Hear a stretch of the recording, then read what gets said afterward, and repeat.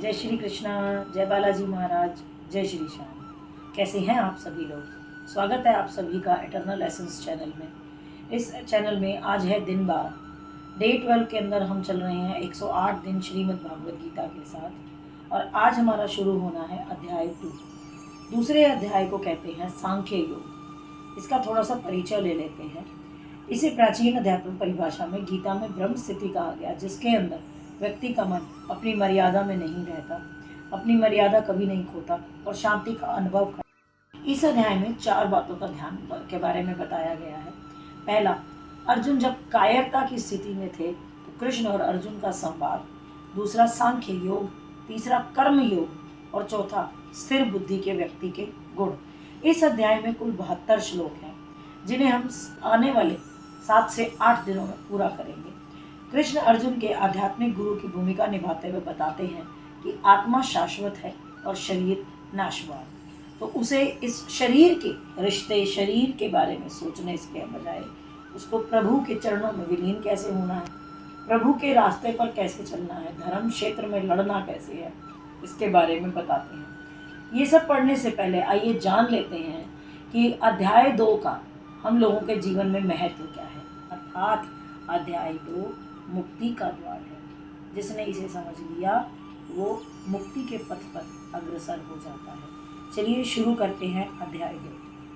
संजय उवाच तम तथा कृपयाविष्ट मश्रुपूर्णाकुलेक्षणं विषीदन्तमिदं वाक्यमुवाच मधुसूदनः।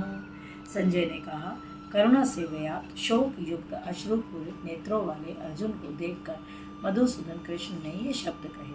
भौतिक पदार्थों के प्रति करुणा, शोक और अश्रु ये सब असली आत्मा को ना जानने के लक्षण हैं। शाश्वत आत्मा के प्रति करुणा के आत्म साक्षात्कार है।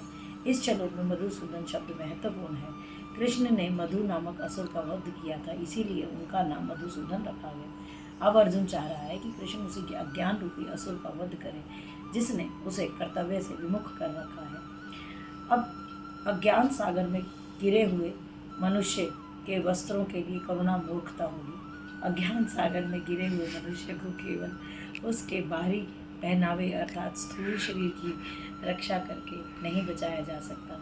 जो इसे नहीं जानता बाहरी पहनावे के लिए शोक करता है, इसीलिए शूद्र कहलाता है। वृथा ही शोक है। अर्जुन तो क्षत्रिय हैं, उनको ऐसा आचरण नहीं करना चाहिए। यह अध्याय हमें भौतिक शरीर तथा आत्मा के वैश्लेषिक अध्ययन द्वारा आत्म साक्षात्कार का उपदेश देता है, जिसकी व्याख्या परम अधिकारी भगवान कृष्ण द्वारा की गई है। यह साक्षात्कार तभी संभव है जब मनुष्य निष्काम भाव से कर्म करे और आत्मबोध करे। श्री भगवानुवाच कुतस्त्वाकश्मलमिदं विषमे समुपस्थितम् अनार्यजुष्टमस्वर्ग्यम् अकीर्तिकरमर्जुन। श्री भगवान कहते हैं कि हे अर्जुन, तुम्हारे मन में यह कलमश कैसे आया? यह उस मनुष्य के तनिक भी अनुकूल नहीं है जो जीवन के मूल्य को जानता हो। इससे उच्चालोक ही अपितु अपयश की प्राप्ति होती है। तात्पर्य, श्री कृष्ण तथा भगवान अभिन्न है, इसलिए श्री कृष्ण को संपूर्ण गीता में भगवान कहा गया है। भगवान परम सत्य की प्रकाष्ठा है, परम सत्य का बोध है, जो ज्ञान की 3 अवस्थाओं में होता है। ब्रह्म, निर्विशेष सर्वव्यापी चेतना, परमात्मा या भगवान के अंतर्यामी रूप को समस्त जीवों के हृदय में है, या भगवान कृष्ण।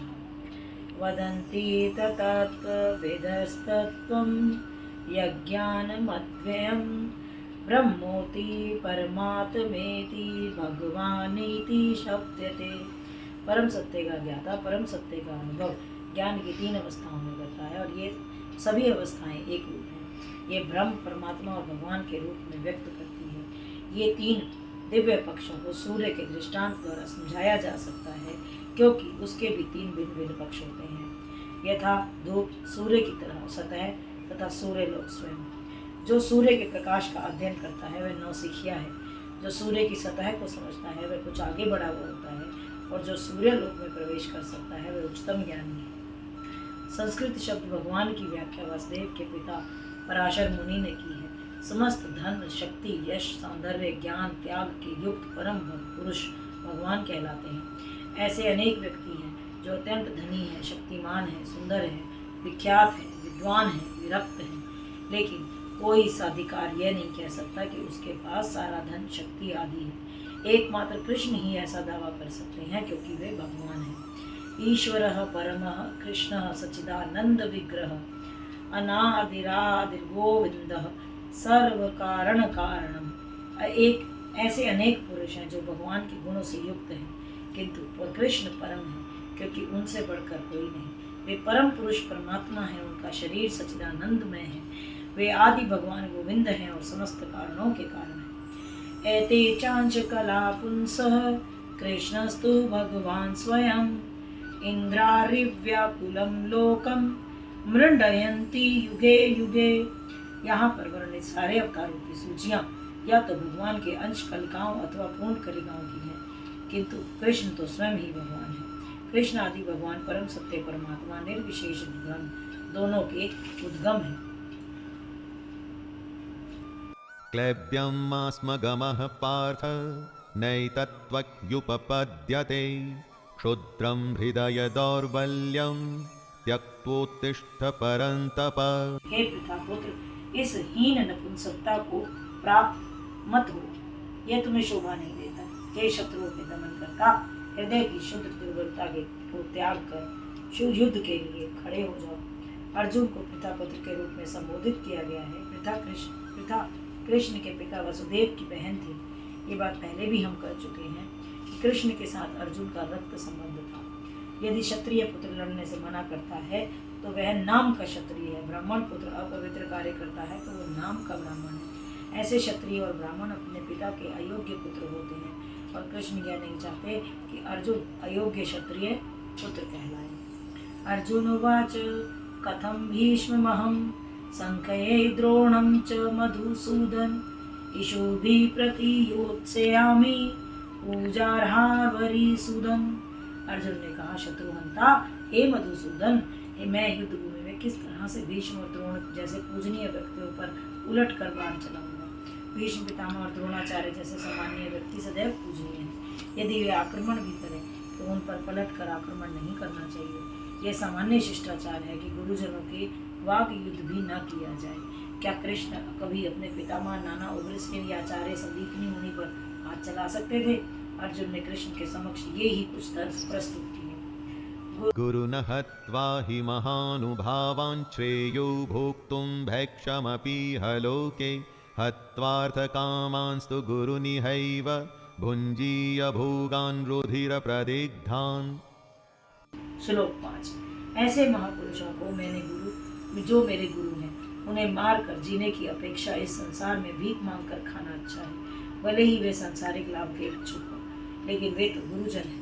यदि उनका वध होता है तो हमारे भोग्य प्रत्येक वस्तु उनके रक्त से सनी होगी। शास्त्रों के अनुसार ऐसा गुरु जो नित्य कर्म में रत हो, विवेक शून्य हो, त्याज्य है।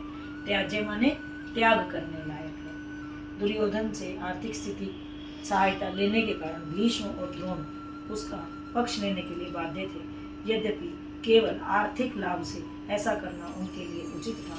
ऐसी दशा में वे आचार्यों का सम्मान खो बैठे, किंतु अर्जुन सोचता है कि इतने पर भी वे गुरुजन हैं, अतः उनका वध करके भौतिक लाभ का भोग करना का अर्थ होगा रक्त से सने अवशेषों का भोग करना। आज का वीडियो हम यहीं समाप्त करते हैं। कृपया लाइक, शेयर और सब्सक्राइब करना ना भूलें। हरे राम, हरे कृष्ण।